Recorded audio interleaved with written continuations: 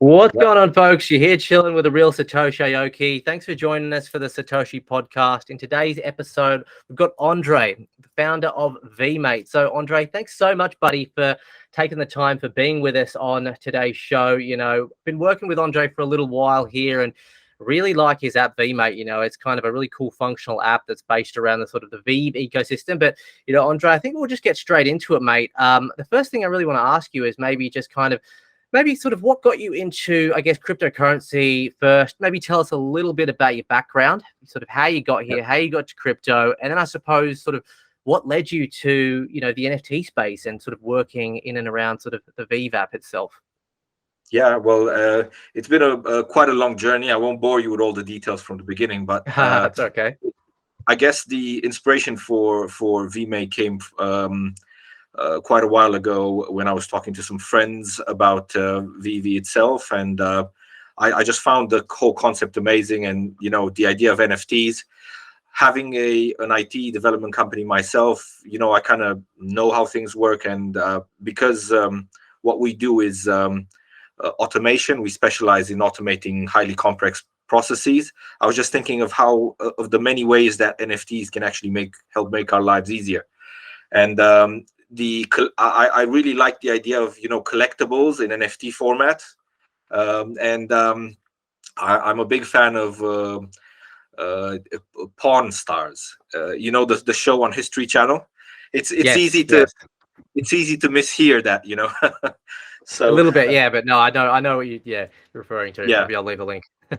yeah, and I would always see you know, the comic books and all sorts of collectibles being traded and sold there, and it's just I just really like the idea of what Veve is doing, and I thought we could really make an app that could help and, you know, could bridge the NFT and crypto world, because I was into crypto, and I found it quite difficult to cross over into NFT. The learning curve was really steep, and Veve was a really good starting point for me when I first heard of it a few years back, and then I just started building up from there. In that sense. Yeah, no, amazing, mate. You know, and I think, you know, good on you for just taking the leap, because as you say, you know, the learning curve is a little steep. I think even if Yeah. you're already in cryptocurrency, I kind of went through that kind of same experience myself. I was sort of in crypto for a few years, and then NFTs came about, and I was intrigued, but, you know, there is that initial intimidation to sort of learning about it. But, you know, not only have you learned about it, but you've literally built a whole, you know, company around it, you know, which is really fantastic. And, you know, if I say so myself, it's definitely, you know, you're definitely filling a void that I think needs to be filled. I think, you know, Veve, the app and the concept itself, I'm definitely a fan of. I think it's great. I think the fact of how mainstream it is, you know, it's got all the major brands, doesn't it?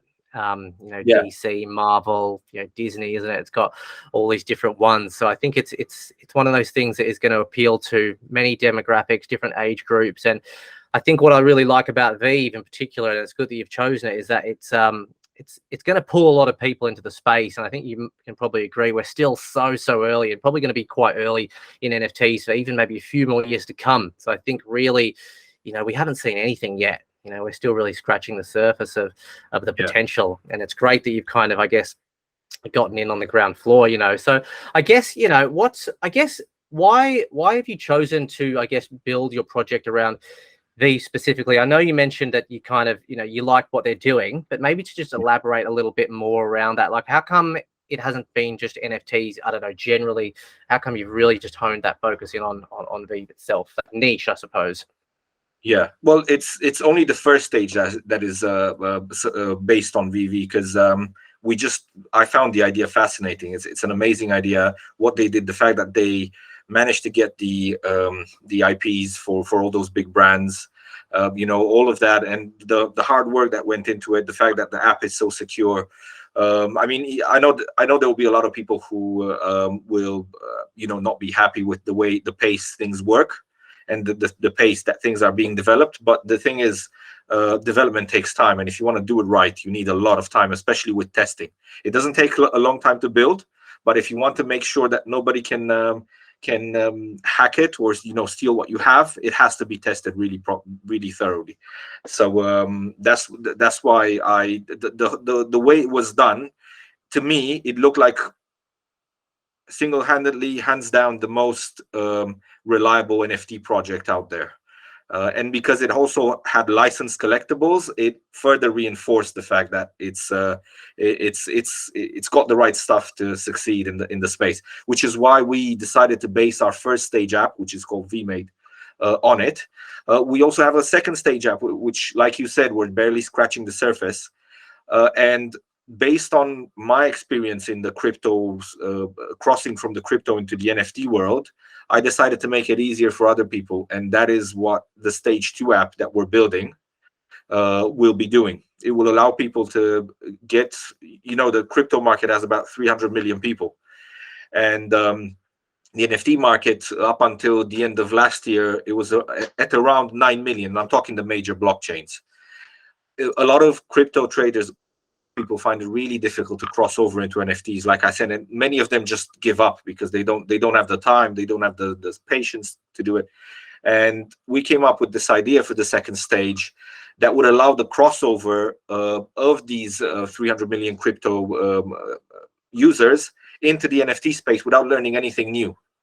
And it will be like a bridge between the two worlds, between crypto and NFT, through fractionalization of NFTs. But when I say fractionalization, I mean an extreme level of fractionalization, wherein an artist will be able to fractionalize a collection of NFTs, lock them in a vault, and then people would just trade into the fractions as though they were a token, if that makes sense. It would still have utility and everything else, but they can trade this way. It will be there's a lot more to it, but we'll probably get to it later on. I just wanted to introduce you to the second stage as well. Yeah, no, 100%, mate. And I love that, and what I'm really grasping from, everything we've sort of spoken about together, even sort of before this, is that, your goal is really simple. You just want to make it easier for the common person, whether they're in crypto, they might already even be in NFTs, have an NFT themselves, or even if they have a bit more experience, it's still just, it's still definitely a process which does need to be streamlined. You're going through, getting a MetaMask, a seed phrase, learning about the exchanges to use, what to do, what not to do, whether to have a ledger, whether to leave it on MetaMask. It's just, there's a lot of hurdles and complications, and there's a lot of different, sources out there, and it just does become a little bit complicated. And with that complication does come that fear, and that kind of, it holds people back, doesn't it? So yeah. I really see your service being able to, again, just being able to sort of pull people in. So, you spoke to me about the different stages, which I think is absolutely fantastic. The first stage sort of being, more focused, of course, on Veve. Do you want to maybe perhaps elaborate a little bit for the audience about, what in a nutshell, sort of what really is the first stage all about? Just elaborate on a little bit, and yeah. Well, the first stage is all about Veve. I mean, what I wanted to do is make it easier for people who don't know. Like I said, I struggled a bit in the beginning with NFTs, and Veve was my first point of entry a few years back. And I wanted to make it easier for everybody else to do it. And there were, websites and apps out there that offered a little bit of this and a little bit of that to get into it, but I wanted to have a more robust solution, if that makes sense. I wanted to get pretty much everything under one roof, get some stuff that nobody was doing, like alarms and things like that. So all sorts of aspects like that to make collecting Veve NFTs a lot easier in that sense. And I think what we have created so far goes a long way to helping people doing that, through the alarms and everything else. But what we have prepared and what we're working on implementing for the stage 1 for Vemate is actually even better to come. So we're doing a lot of stuff that will be indispensable to anybody who's looking to collect any Veve NFTs. Indispensable to the point that if you don't have it, you'll probably be left out in the sense that you won't, once the bull market comes back, you won't be able to actually get to the point where your collection will be whole, because other people will use the app. They'll get the alarms. They'll get all the, they'll get an advantage over the others by using the app. And that is exactly what we wanted to do. We wanted to, give people a way of doing that. 100%. I think, it's really interesting that you mentioned that about the alarms, because it's a simple concept, simple idea, but it's so imperative, when it does come to crypto and NFTs, because it's all about timing, isn't it? You got to be there as soon as the mint opens. If you want to sell, you got to be watching, and you just got to sell. If you don't, Yeah. often if you just don't sell at that right point, maybe not always with V, but I know definitely with a lot of OpenSea NFTs, Ethereum based NFTs, that I've experienced with trading and things like that.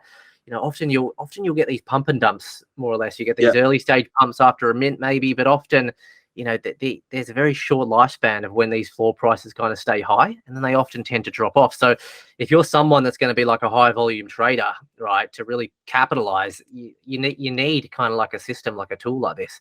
And as you say, the people, eventually, as long as you keep working on this and it continues to come through and evolve, people that are using, Vmate are just going to be at an advantage. So I guess maybe to elaborate on that a little bit more specifically, I mean, what can you perhaps give an example, say, of, maybe the user that their quick experience of, I guess, jumping on Vive, buying an NFT, trying to sell it at the right point, and how, I guess an example of how you would use, Vmate to kind of capitalize a little bit more efficiently compared to the user that doesn't have or isn't using Vmate yet, just so you can kind of understand. Yeah.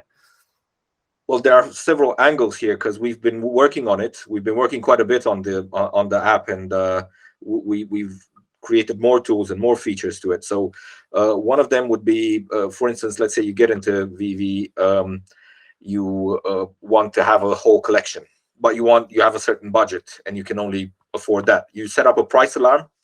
You get an alarm for that specific NFT, and you want the whole collection from that set, if that makes sense. So you can set up a price alarm for the other ones, but not only a price alarm, you may want a certain mint number as well. And we also have mint number alarms because, people have affinities to certain different mint numbers, and you can do that as well. Yep. Yeah, so that is another aspect. Furthermore, we even have a comic auction overview. So what happens right now in VV, you cannot see an overview of all the auctions that are taking place for comic books. You can only see it for collectibles. And what we decided to do is to make people's lives easier. We decided to have an overview for all the comic auctions that are going on at the moment. And that is exactly what you can do. You can go into Vmate and you can see all the overview. Right now, if you go on VV, you can only see what auctions are ongoing for comics if you go on that specific comic and check it. So it would take quite a while to actually go into every single comic and do that.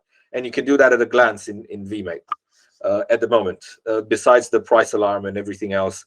And we've got, besides that, you've got automatic importation of your vault. You've got charts, price charts, and things like that. And I'm sure there are some things that I'm overlooking at the moment. It's just that we're working on so many new things, and I get excited by the new features that I kind of forget about the ones that we've built so far, sometimes. No, of course. But, as you say, like, it doesn't, I often find that, not just in crypto, but sometimes in life, some of the simplest things do just tend to work out the best. You started off with just a few basic things, and that may almost be enough, to really set you apart, and anything else that you can potentially add on, might also just be a bonus. But to me it just sounds very simple. We got our busy lives are getting busier and busier, and it's very few people are going to have time just to kind of sit and glance on their Vive app to check prices and things like that. And even if they do, it's just, it's not that efficient. I suppose, a question that I sort of have been thinking about a little bit is, I guess, why do you feel like maybe, I guess, the Vive app haven't sort of implemented these extra tools themselves? Do you think is it that it's just so much extra work from like a development standpoint or something like that? Or, what's the reason behind that, do you think? I think it's a mix. I think one, and most important, they have bigger fish to fry in that sense. Okay, because they have so many really impressive stuff to do, like the VV verse and all the rest that they're working on, and all of that takes time. And like I said, development is not that straightforward. You need time. You cannot just throw resources at it and finish it faster, because it's like writing a book. You cannot ask a different author to finish somebody else's idea, if that makes sense. So you do need a bit of time to get everything organized. And two,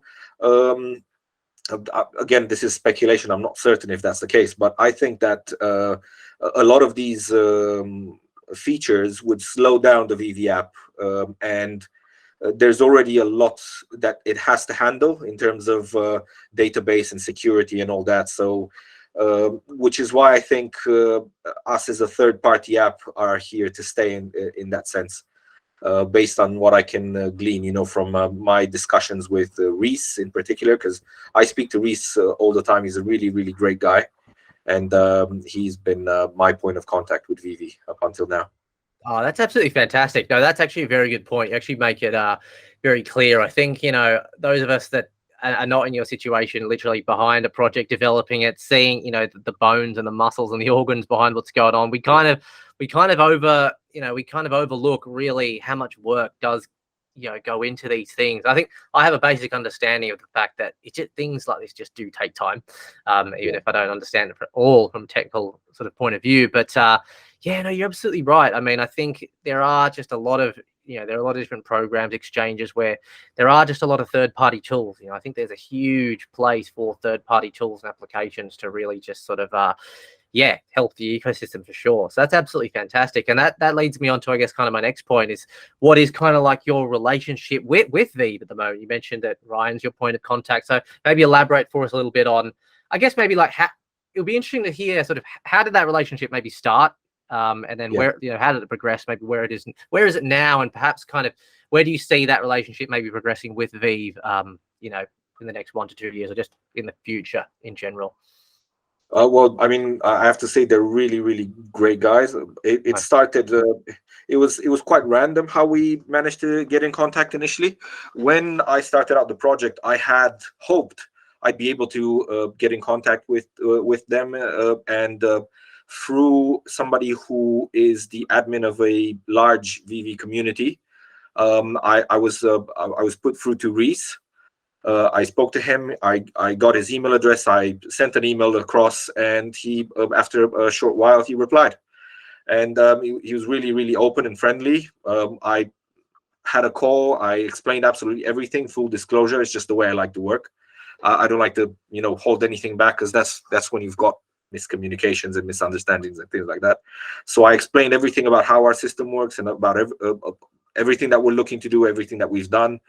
And I guess they must have been happy with how I presented things and how we were building things, and the relationship progressed from there.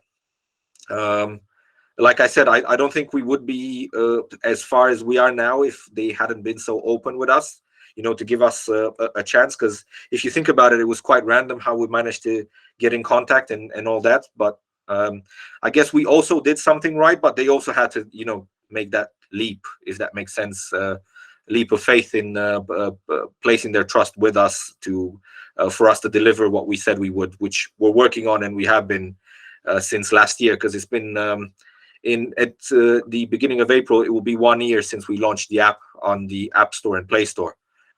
So we've been developing it continuously ever since. But yeah, I think the relationship has progressed quite nicely since, and I think it will keep progressing in that sense, because like I said, they're amazing, very open. They've been really generous with us with everything that we've done. You know, as long as you mind your own business, you get the job done, do what you promise. It's all good in that sense, and you can progress in the relationship. Yeah, that's awesome, mate. That's such a cool story. And I love hearing the backstories of how sort of these relationships start. And it's just, yeah, it's awesome. It's inspiring and really sort of nice to hear that. And so, like, did you get your working product in place kind of, I guess, before you know, reached out to sort of Ryan and Veve? I mean, because I can imagine there may have been, I don't know, in my mind, there might have been that fear of, oh, you know, what if they make my life difficult for some reason? I don't know. I guess, is that something that you thought of? I don't know. Maybe they would want a piece of what you do. I'm not sure. I don't, in terms of the technicalities, but I think that's quite sort of maybe a lot of courage to do that, if that's kind of how you went about it. But Yeah, actually, because I have this IT company, I was thinking, yeah, this is a risk I will take. It was a Sure, risk sure. indeed. I was Yeah. afraid that they might, try to shut us down and say, no, Right, you right. need to stop and all that. Because Uh, we initially, I made sure that we were, all legally safe in the sense that we did not display any photos in within the app at oh, all. okay. Nice, nice, nice. So we, up until I had explicit consent from them, I did not do that. I was only displaying floor prices, which is market prices, which is not covered by any trademark or anything like that. When it comes to market prices, those are not covered in that sense. So we were able to do that. It was indeed a risk, but I wanted to have a working product to show that we're not just peddling promises. We're peddling an actual product. We're going to do what we promised, and we're going to keep doing everything that we said we would. In fact, my strategy is to always under promise but over deliver, and this is exactly what I think we've done so far. 100%. You said it there. I think under promise and over deliver. I think that, talking specifically about, let's just say, NFT projects, there is just a lot of over promise and under or no delivery, right? Yeah. It's just full of it. Not just with NFT projects, but just, crypto projects and a lot of projects in general, right? In the traditional space too. But no, that's great to hear that actually, so you went about it in a very sort of methodical and logical way. You did your due diligence, you abided by the law, and you obviously approached them and they saw the professionalism behind what you were doing. And then they thought, well, okay, these guys are pretty serious. At the end of the day, they, in my mind, have made the right move because it's going to only enhance their product, which is already sort of standing out quite a bit. But as you say, yeah, you're just improving on the efficiency at the end of the day. And what's not to like about that? I suppose. Yeah. I think that's really cool. And we kind of mentioned about, maybe they wanted to, you thought maybe they want to shut you down for whatever reason. I guess what I'm a little bit interested in is, how do you guys kind of like sort of, I guess, turn a profit, or how do you guys kind of make money from this, your app? It's very easy. We don't. Okay. We're not looking. The idea is not to make any money with the first stage app. Okay. All it is because of the passion that I have for Vivi. I just wanted to be this point of entry, and I thought of turning it into an advantage for our project in a different way, while also providing a pretty much free service at the end of the day. Because what the first stage app would do is just offer stability to the project until we manage to get the second stage up and running, where we have a traditional revenue model, in terms that it will generate revenue from a marketplace transaction fee as well as an exchange transaction fee. So the second stage app, and I think I can probably say it by now because I've already got the domain and everything, will be called Bifrost. The idea was from the Norse mythology. Bifrost was a bridge between the world of gods, Asgard, and Midgard, the world of men. And Nice. in this sense, it will be between crypto and NFT. If that you decide whichever is Asgard and whichever is Midgard. I like it. I won't pass any judgment, but it's a rainbow bridge, so I thought it worked really well with the fact that you've got NFTs, you've got diversity and all that, and it would work really well in that sense. It would play really well on that, and I've got the domain there. The one that I got is in Old Norse actually, so it's not Bifrost, it's Bill Rost. That's the name of the domain because that's the Old Norse one. It was the only one available, quite frankly. So yeah, Okay. I tried to get the other ones. I made an offer for them, but they weren't looking to sell. So that's I thought the Old Norse one was pretty cool because it allows us to play on the mythology a bit more, which is why I decided to go with it as it is. And what it will do is it will be an NFT marketplace and an exchange at the same time. And let's say you, Satoshi, you'd be looking at creating an NFT collection. You're an artist who just starts out, and you want to get your name out there, but you don't know where to start, how to do it. And at the moment, you can go on OpenSea and just post it there, and do various things, start a YouTube channel, go and speak to people, go to networking events and all that, and you can get out there. But you want faster results, you want better results in that sense. So think about this as both a hype tool as well as a way of increasing your profile, because what you can do in this app, in this platform that we're creating as an artist, you can reach a wider audience. So you've got access to 300 million potential users on top of the existing, approximately 9 million in the NFT market.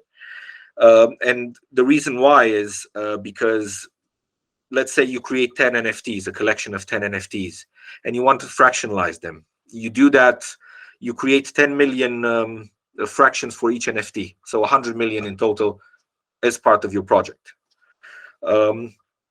You list that. You obviously have to add liquidity, so you can hold a seed round if you want to. It's going to be, we have a lot of contacts with big launch pads, really good ones. So we've developed a very large array of networks and contacts in the crypto industry to allow us to get where we need to be in this sense. Through our contacts and our knowledge, we will offer services to artists, such as marketing services, this launchpad service, and they will be able to raise liquidity. They can list their project on our exchange.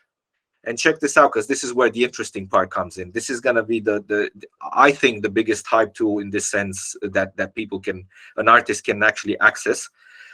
So you list on the exchange, and it acts a bit like a crypto project, okay? Because you get people coming to buy and sell and whatever they want to do.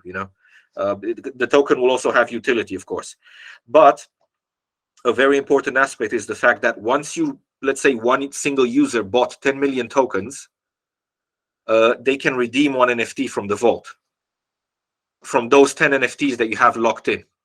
And that can go on like that until you reach the last NFT. Only one is left in the vault, and that can never be redeemed. That will be left there forever. But each time you redeem an NFT, you have to give your tokens in exchange for that NFT. And most of the tokens get burned. Some of them come back into the ecosystem via staking mechanisms or whatever the artist decides. So you can imagine that once this whole story is over, we predict, but we don't know for certain, obviously, because the market will decide, the liquidity that is locked in the project will have an influence over the value of each NFT. So in essence, you will quantify the value and the desirability of the NFT beyond subjectivity. Because right now, art is subjective. People only pay for it whatever they feel is worth.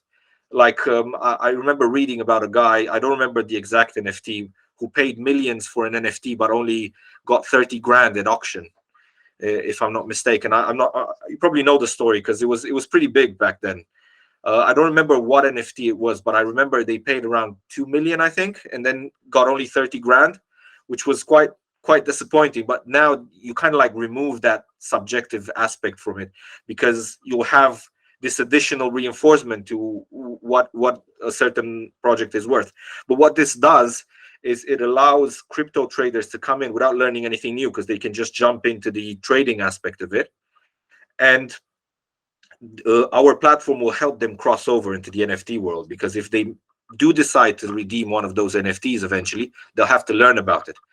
And through our platform, we'll have assistance and various analysis tools that teaches them how the hows and the whats. It will obviously not tell them what to do, but it will introduce them to this market and give them the tools necessary to make the right decisions. That's awesome, mate. I've actually, I've never really heard of anybody doing anything remotely like that. But I think you're spot on. I think it sounds like such a cool idea. And I think, you mentioned sort of an interesting point where you mentioned that creators can just at the moment jump onto OpenSea, release a collection, but there just isn't a lot of support there. It's just kind of hit and miss. And it is based on the subjective value of, is someone just going to jump in and pile in? And is that just going to create some random, amount of traction? How good or bad the art might appear, but with what you're doing, again, you're creating a genuine reason to bring in a lot more volume a lot more people in, that I suppose, you know, there are going to be those traders that perhaps strictly only just want to, you know, trade altcoins, for example, right? So by fractionalizing, you know, in that particular case, 10 million coins per 1 out of 10 NFTs, I think that's great, because even like at the moment with OpenSea, the barrier to entry is just very high, at least for Ethereum based NFTs. You know, it's like 0.1 ETH, or even 1 Ethereum is often considered quite cheap for an NFT, but 1 Ethereum at ETH peak was what, around 4K USD. I mean, who can afford that? And that obviously just narrows the market down to, you know, a smaller amount of traders. And I guess like perhaps manipulation is a bit easier then. And it's definitely a lot less inclusive than what it should be. So I think, you know, by creating that opportunity through that sort of intense fractionalization, I suppose that's great, because I suppose people can just come in and maybe they can just invest a few $100s into maybe an NFT that's worth, I don't know, $1 million or something like that, you know.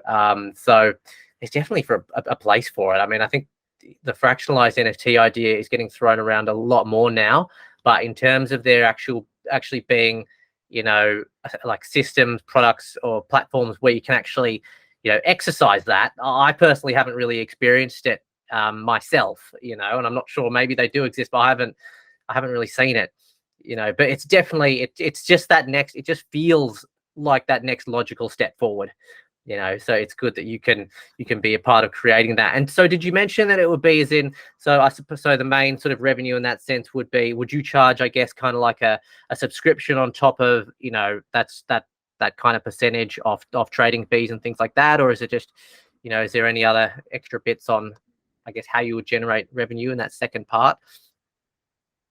Well, the only way it will generate revenue is through the 2% marketplace transaction Sure. fee. Okay. And the 0.15%, again, this is not settled on the 0.15. Might be lower, might be a bit higher, I'm not sure.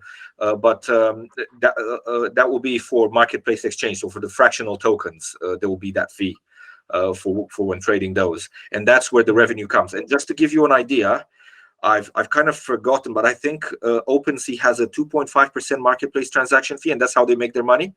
And in 2021, they made $14 billion in revenue through that market. Obviously, OpenSea is the market leader. They've got the you know, pretty much the whole market, 90-something% of the market is theirs. But that being said, that doesn't mean there's not room for other players on the market. And what we do is a bit different than what is being offered at the moment. And I think this crossover nature of it, and the fact that we offer artists the possibility of tapping into a 300 million strong market, of which we are already part of as a crypto project, and we already have a very large following in the crypto world. I think that will entice a lot of potential artists into the platform, simply because we give them the possibility of earning a lot more, because they would be getting funds from the percentage that we charge, the marketplace transaction fee, as well as the exchange transaction fee. So they would be getting paid from those, and they are able to capitalize on their work a lot better than what they do via normal NFT sales, in that sense. Where they can only charge royalties and that's it. They get a lot more from their work in this circumstance, and we are able to give them the tools necessary to make it big if they want to. Of course, yeah. I mean, it makes perfect sense. You know, in a nutshell, you know, it just is better for the creator and the user as well. And, you know, I guess we spoke a little bit. I mean, it's pretty obvious, you know, at least one of the ways in how you're going to gain exposure against the masses. I mean, I think it's very smart what you've done in terms of the first element of Vemate, you know, sort of creating that free experience, no strings attached. Just simply come download the app, the easy to download app, from a place where you just download any regular app. You don't need to know about crypto. You know, and I suppose that's why, you know, that's at least one of the major reasons why Veve became popular. Obviously, they had kind of a lot of these iconic sort of licenses and things. One of the major reasons, but it wasn't just that, was it? It was just, you know, it made it so you know, there wasn't a MetaMask wallet. You just had to download an app and just buy and sell. It's just, you know, it's as simple as kind of just buying something online with your credit card or your debit card, something that people are familiar with. You know, they don't need to think too much, because you can say, oh, people should try and use their brain a little bit more and just think, but no, not necessarily. Like you want to just whoever has the easiest experience on their application, their project, that is going to attract, you know, most of the users. You want a seamless experience from start to finish, and efficiency and minimal stress. So I think that's great. And the fact that you've also, you know, managed to, you know, I guess you are kind of leveraging Veve, you know, in a pretty smart way, but you're not taking advantage. Like, you're offering a genuine free service. You're getting people on board, and you know, I think you're obviously going to get, you would have been getting a lot of eyes from the Veve community as well, who have looked at you and thought, this is a project that, you know, is genuine and, you know, just literally just trying to help us out.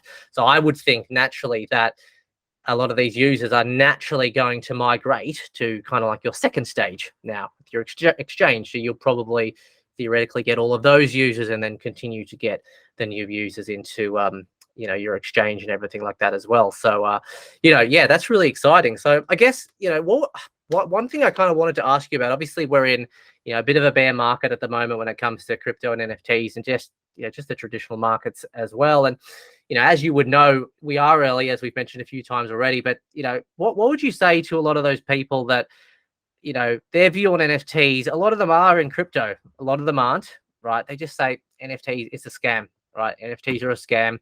They get, you know, it's going to be a thing of the past in the next 1 to 2 years. I guess what, you know, what would be something that you would kind of say to these people to try and, I guess, convince them otherwise, really, just to make them understand?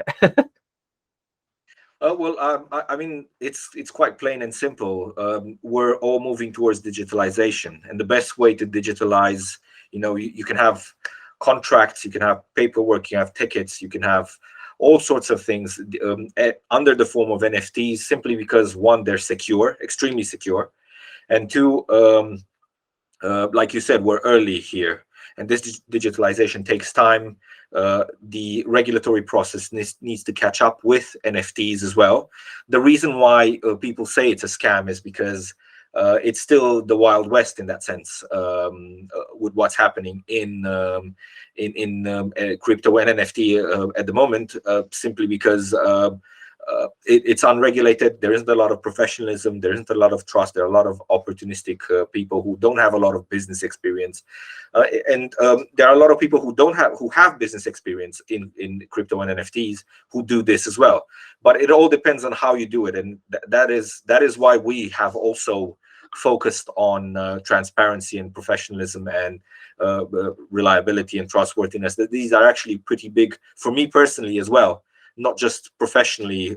It's important for me to, you know, be forthcoming with everything that we do. That is why everything is full disclosure. Sometimes we withhold some information, not for the disclosure value, simply for the marketing value that it may have. You know, I also work in marketing, and I know that you also have, you know, strategic points where you need to actually release a certain information in a certain way. That's the only reason why I would, you know, not release something at a certain time.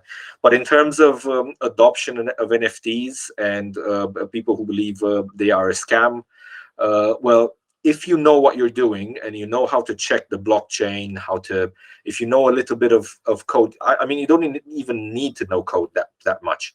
You can actually determine whether a certain project is safe. You know, the contract has to be verified. They have to have an audit.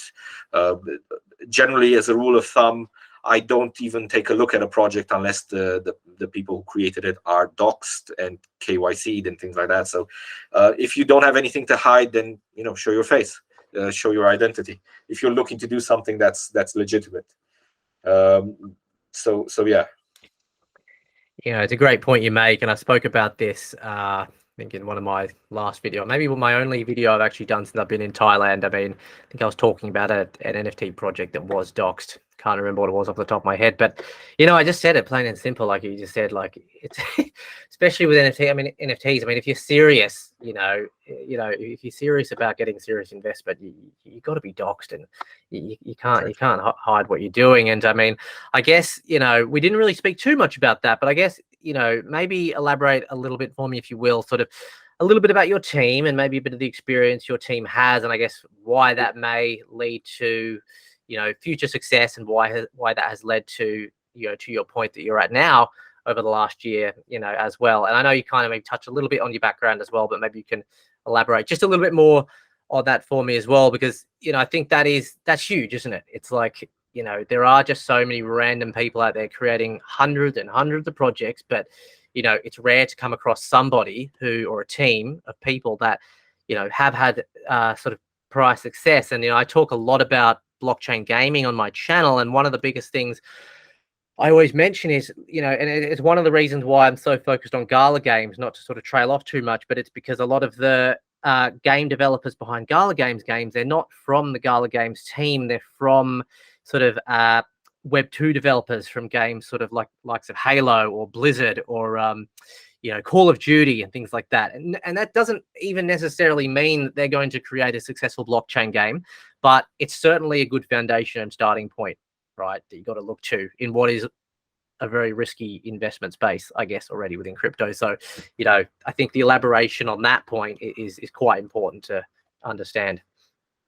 I completely agree with that, and I think it's imperative, in my view, that people do have prior experience. And like you said about Gala games and people who have actually built actual games that have been extremely successful, they have a very, very good chance of actually developing something really good in Web3.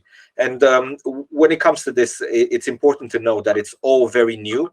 We're learning new stuff every day. I mean, all of my colleagues and staff and subcontractors, they're all learning new things as they go along. No matter how well versed you are and how well you know Web3, there's still something new coming up, or there's something that you haven't explored that hasn't been developed. There will be vulnerabilities and things like that. So we're always exploring various different things. And in terms of what we're doing, we, like I said, our background is in automating highly complex processes. Like you said, simplicity is very important. So even though what I said sounds complicated, it will actually be really simple. And that is the point of it. We want it to be as simple and as straightforward as possible, because that's exactly what will get people on board.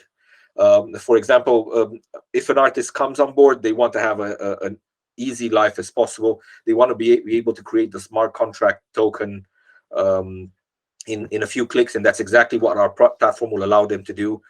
They want to make it as straightforward as possible. And the experience that we've gathered from automating all of these highly complex processes will help us in creating this platform and making it as easy as possible for users, because we've created products before that have been extremely successful.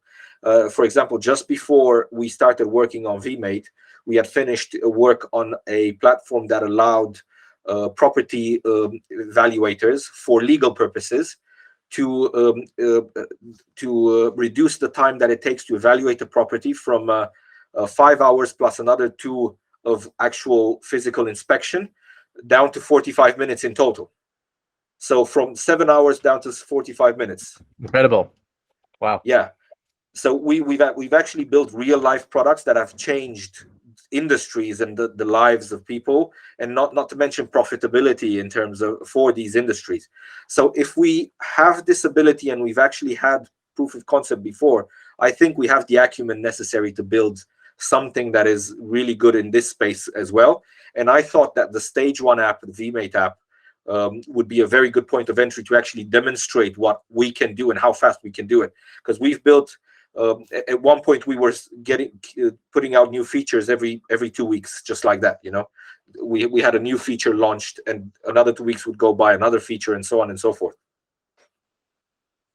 Hey, that's plain and simple. You've developed a project in, well, the real world. The Yeah. 7 hours to 45 minutes in an extremely lucrative and intense dynamic industry such as property. Awesome. That's really good. That's 90. That's better than 99% of the project. You're in that 1%. Give or take, right? I think so.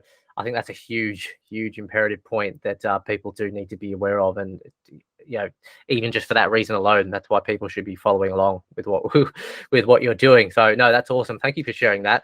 So I mentioned like the bear market with crypto and NFTs, and I guess I wanted to kind of where do you see, I mean, not necessarily timeline predictions or anything like that, but where do you see, I suppose, NFTs going generally? And I guess I guess it's kind of obvious, goes without being said, that, it should be successful, but I guess how do you see that affecting your progress with your own project? I mean, I would only imagine that obviously you're going to continue to build, whether it's a bear market or a bull market. Okay.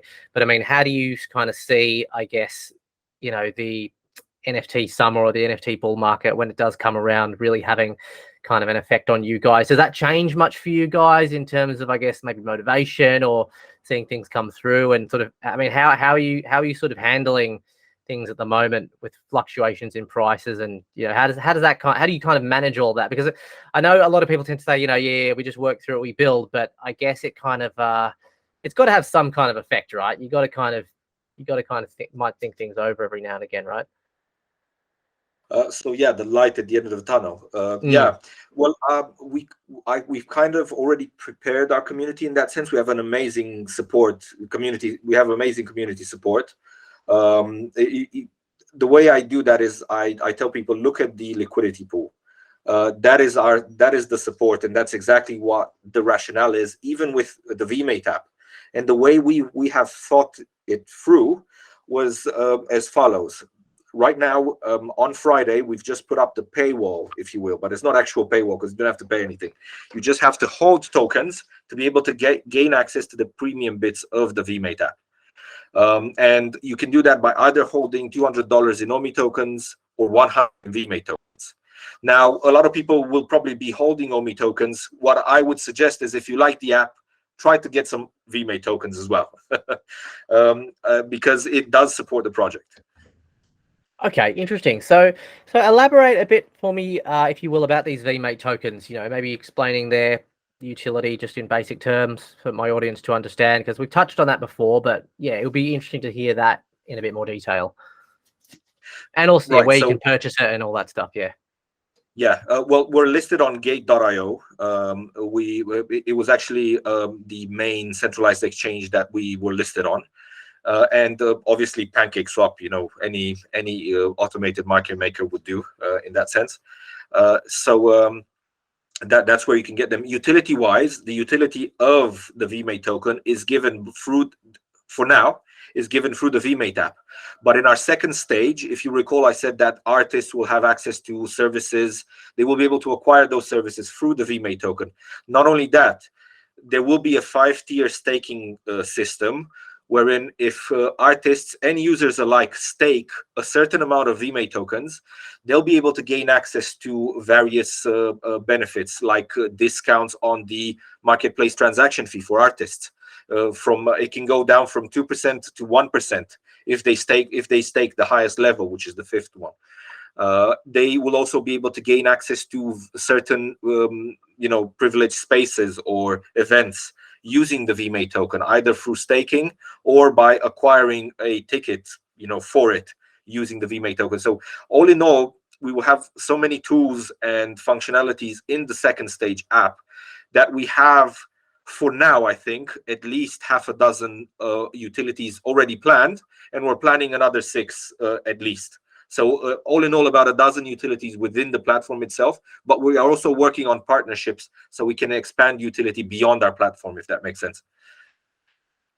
Absolutely. So nice, clear, concise. You're going to have a better experience in the second stage app, basically, if you can acquire some tokens. And if you're a believer that, people are going to come along and use the app and it's going to get that exposure, then it probably makes sense to potentially get your hands on a few for sure. And, Gate.io is actually, I love Gate.io. It's probably my most used exchange, if I'm honest. I think they're a good, simple exchange, good customer support. So yeah, it's cool that you decided to list on there as a centralized exchange to start as well. So no, that's really awesome. And I mean, are you kind of focused much on, price of your token or anything like that, or it's kind of like long-term vision, utilities there, and we are kind of where we are, and not thinking about price too much? Does that have a big, I guess, does the price of your token, whether it's up or down or consolidating, have much of an effect on you guys, or it's just, yeah, what will be what will be?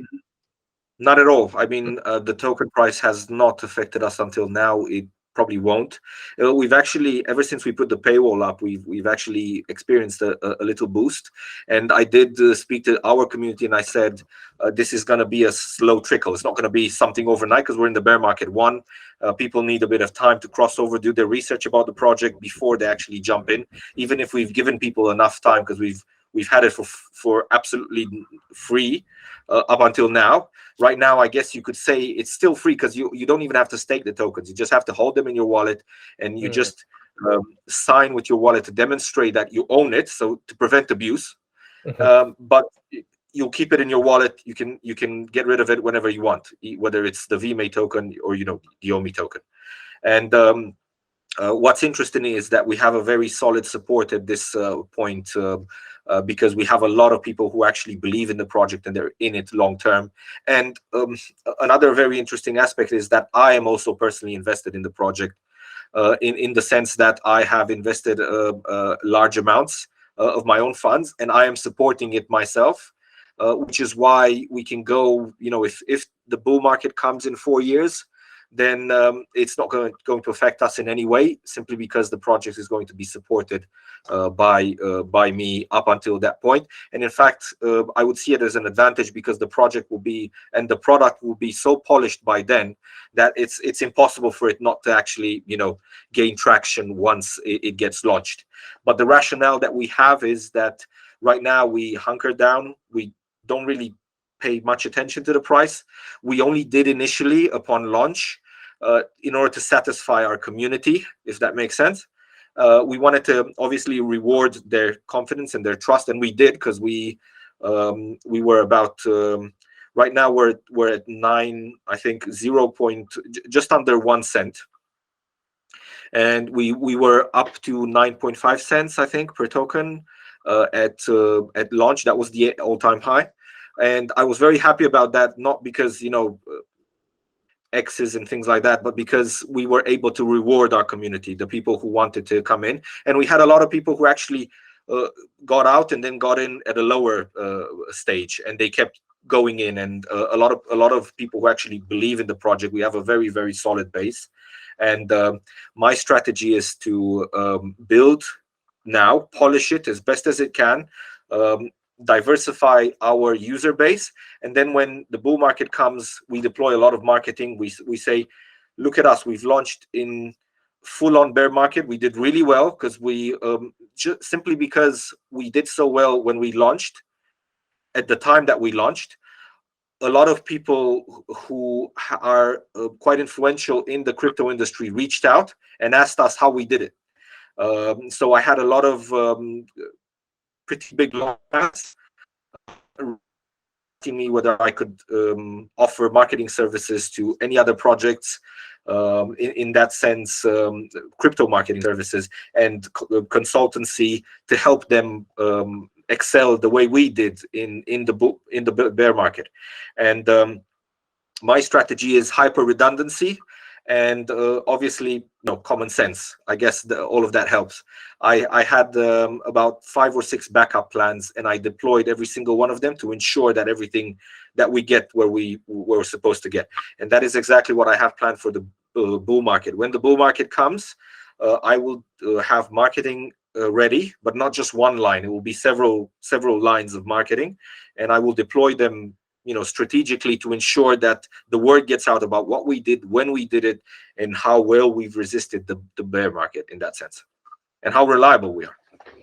That's great, mate. And with your background in marketing as well, that's massive, because as you're obviously aware, and probably a lot of people are as well, you can have a fantastic idea, but if you don't know how to execute marketing in today's day and age through socials and things, then you're just not going to get there in the end, are you? Whether you employ someone or whether you know it yourself. So that's a huge factor. The fact that you're able to deploy that experience when we do hit that bull market. Yeah, that definitely sets a lot of promise for things to come. All right, Andrei. So I know that you guys, are big on really not just listening to your community, but actively asking them for feedback, ways to improve the project, things to implement, and I think that's really important, because, at the end of the day, they're the ones that you are serving. And a lot of projects just don't do this. A lot of people it's always on the roadmap, isn't it? Community, this community, that community first. But I mean, how many out of all these projects actually do or are active about implementing sort of those new processes or things that make sense, so long as it's constructive and not too negative, or, constructive feedback or whatever. So maybe talk to me a little bit about, perhaps how that, how you've implemented some things that the community have given you feedback on, maybe in, the first stages of Vmate, or, or anything like that. Maybe elaborate on a bit of that for me. Of course. I mean, pretty much 90% of what Vmate is community feedback built, our community feedback built features in that sense. So we've built the auction comic overview, was actually requested by a member of the community. They gave us an idea. We acknowledge that fact. What we do normally is when people give us an idea, we acknowledge the fact on Twitter, and we say, thank you to this user for giving us the idea and telling us this wasn't working properly, or this, they would like to see this. Their credit for the fact that we've developed this goes to this user and that user, if that makes sense. So we have a process in place where you can actually go onto our Discord server or Telegram server, or even email us, if you will. A lot of people send us messages on Twitter, but those are were a lot slower to respond on Twitter, because we have people actively on Discord. We have development members of our development team who are there to troubleshoot any issues that may come up, and we have a ticketing system there. So that's Discord is pretty much the best place for us to get feedback about the app. And we have a section there where you can actually suggest any new features that would be implemented. We actually take a look at it, discuss it. We have daily meetings with our development team, discuss the viability, and then we start implementing if it's possible. That is our process of how we do things. We speak to the community, or we come up with ideas ourselves, and we test it with influential members of the community. We ask them if they can members their members of their community as well, or members of the VV community at large. That is kind of the creative process as to how we develop new features. And we have loads of interesting ones. I can mention a few now for Vmate actually lined up. We've got a user requested a whale tracking alarm. For example, insert a wallet that you want to track, the wallet of a whale, had in the app, and get alarms every time they carry out a transaction, whether they're buying or selling. Obviously, we won't be able to display financial data, because that's not available, and it would probably infringe a few laws. But we'll be able to notify people when that certain wallet sells or buys a certain thing. So that tracking, that wallet tracking is something that we're looking at doing, and we're assessing the viability right now. Another really interesting one would be a sort of a marketplace. I've noticed that IMX, Mutascan, has introduced this function on their block explorer on a Mutascan, where you can make an offer directly via the blockchain for people's NFTs. We're currently checking whether Vivi allows this to take place or not. I don't think they might, but if they do allow it, and if we manage to convince them to allow it, it would be possible to have a tertiary marketplace within the Vmate app, wherein you would be able to make offers and interact with people via Vmate to buy certain mints that you want or like, or certain comics or collectibles that you want. So we've got all sorts of new things coming up, and we're working on them constantly, and coming up with ideas and testing them. That's fantastic, mate. I mean, pure and simple, you're listening to the community, you're implementing what makes sense, and at the end of the day, yeah, that's going to keep you moving forward, so it's fantastic. I love that whale alert one. That's quite unique, because that's a huge factor, isn't it? There are, people may not like the idea of whales, but you can't do anything about it. There are going to be whales in the industry, in collections and altcoins and projects. So, instead of complaining about it, right, why not just, get over it and just see how you can work around it. And a whale alert like this, it's going to help the smaller fishes, isn't it, to get in early, to maybe prepare for these moves. What's it going to mean for your holdings of that particular collection, whether it pushes the price up or down. These are big things you need to be aware of, especially if you're maybe invest it a little bit more than you can afford to lose, because the idea is not to, but maybe there are a lot of people that don't necessarily always abide by that sort of rule. So, that's really fantastic, mate. Yeah, really awesome to see it. Awesome to sort of, excited to see where, I guess, the future of it is all going. So I guess for 2023, just to kind of summarize, mate, we spoke a bit more about sort of phase 2 and everything. I mean, in terms of timelines, what can we expect for phase 2, the rollout, and elaborate, what can we expect for the rest of 2023 in terms of what you expect to achieve, you and your team, and, feel free to elaborate beyond that, or just, however you would like to say it. Yeah, be interesting to hear. Yeah, as you can see, I like talking, so I don't have any problem with elaborating as much as possible on it. So 2023 is a very busy year for us, because I don't like to waste time in that sense. I like to get things done yesterday if possible. So the development team sometimes hates me because of this. We have a great relationship though, but I always push and push and push to get things done faster. It's just that I've worked in the industry for a while, and I know how to press the right buttons to get things over the line faster or sooner. And sometimes we compromise as in we remove all the major bugs, but we leave a few small ones in, just so I can get the product launched. And the reason I do that is because I can get people to be more efficient. That way, it's a bit. I probably shouldn't say this, because if they take a look, they'll know what I'm doing next time I do it. So, but they're a bit faster at troubleshooting a bug, albeit small, that's already been launched, of a feature that's already been launched, than they are if we are in the testing phase. They tend to take their time. So I kind of like have these small strategies to try to get things over the line faster. And I hope people will excuse me for that. It's just that it is a method that allows us to churn things out so quickly. Even if it's a bit buggy, it won't be something that breaks the whole thing and you won't be able to use it. But it allows us to be fast on our feet, if that makes sense. And another thing, the second stage app, I was hoping to get that finished, not finished completely, but launched in May, by the end of May. So it's a fairly ambitious timeline. We spent a bit too much on the stage 1 app on Vemate, simply because we were so passionate about getting it right and doing it properly. And I was hoping I could divert resources from Vemate to Bifrost, to the second stage platform, sooner, but I haven't been able to until recently. And I didn't really divert. What I did is I expanded the team, and I assigned new staff to Vemate and got some of the older staff over to the NFT platform, simply because we need to get going on it. I don't want to have delays, and if we do have delays, I don't want them to be too great.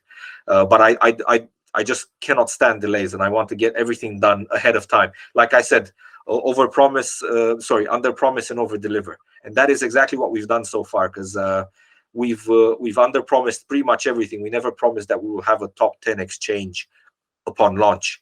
We never promised that we would have a partnership with Ecomi, VV's parent company. And we managed to get that even before launch. There were loads of things about the app as well. We never promised that the app would be so diverse and so functional at this stage. And we managed to get a lot more out than we had hoped a lot earlier. And this is exactly the way we like to do things. So I don't want to overpromise too much, but I want to surprise people when time comes. And the way I like to do it is, like you said, simple sells. I want to make the stage 2 initially. The stage 2 product will have to be as simple as possible, so we can gain traction, and then we come up with the more complex tools and utilities that I was telling you about. Simply because we have to have that simple product that people can understand easily, and they can just jump in and start using it, rather than having a very complicated, convoluted system that is difficult to understand and use initially. We'll make it complicated as we go along, but it will be simple and easy to use, I promise. It will only be complicated once you try to wrap your head around the whole thing, but initially it will be simple and straightforward in that sense. Mate, you did a great job of really summarizing that up. Yeah, I'm going to be definitely anticipating, that in May. Not to hold you to it, but that's good, because it's exciting. I'm very, very excited to see, the first stages of Bifrost. And I do love the name as well. Just hearing you say it there again, it just works. It doesn't even have to have, without even thinking about the meaning behind it. It's just kind of like a little pair of words that kind of works well for me. So I think it's gonna work well. So look, I'm really excited to see where you guys are going, mate. And it's good to see it's good to see some really good authentic work going on in the crypto space, because we are getting a lot more. Well, we're getting, say a lot more, but seems like we're getting more authentic sort of project developers and builders in the space. But it's not always easy for myself. It's like, part of my days are often just scrolling through my emails, which are just full of just garbage, or people that are trying to promote scam projects or things like this. And you know how it goes, and it's quite we're the pioneers, and it can get quite exhausting, but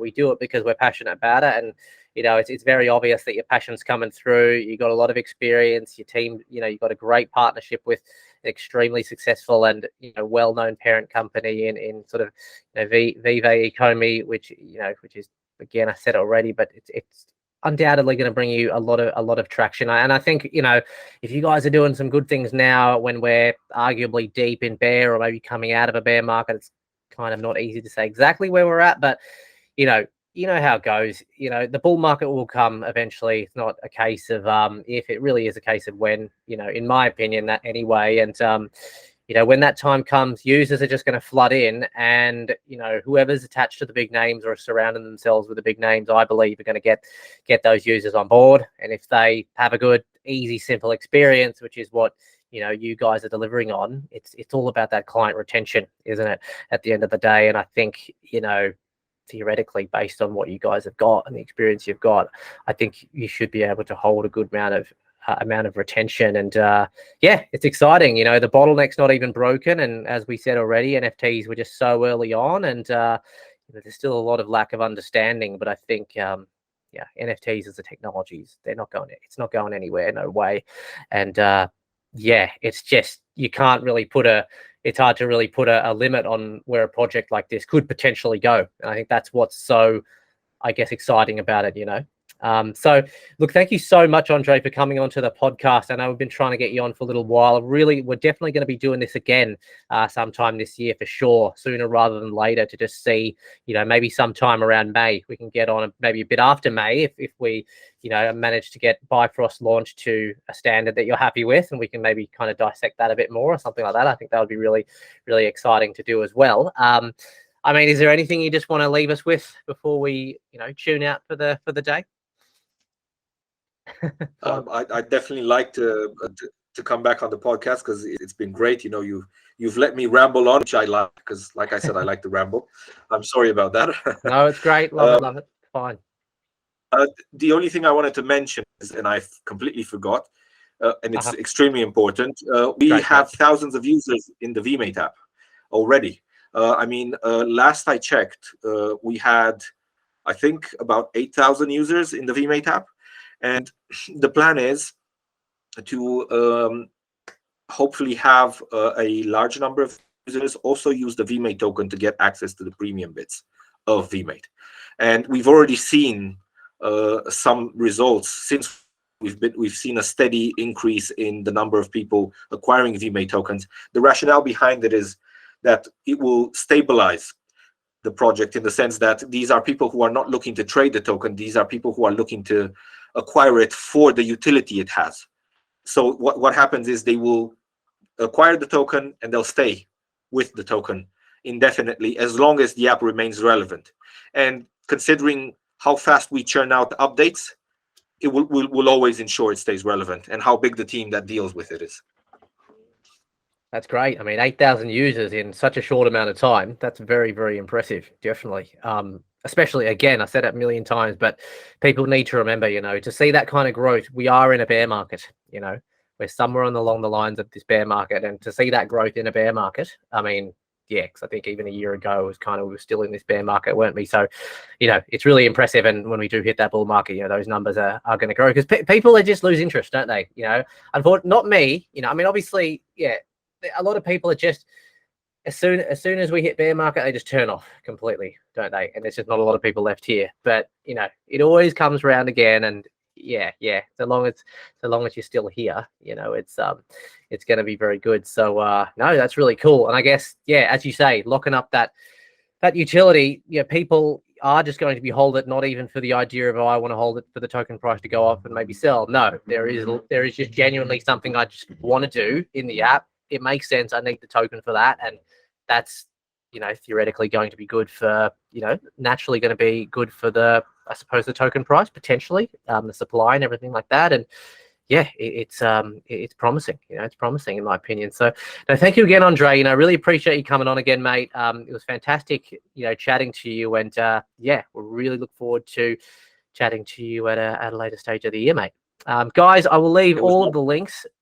Yeah, I will leave all the links in the description, guys, to get connected with this project, all the instructions of how to get the app and everything like that. And yeah, guys, make sure you do connect. Yes, mate.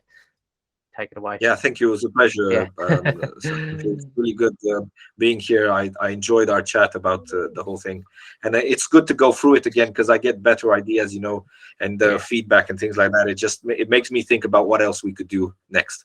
So thank you very much for having us. 100%. Awesome, guys. Thanks for watching, and yeah, we'll catch you next time.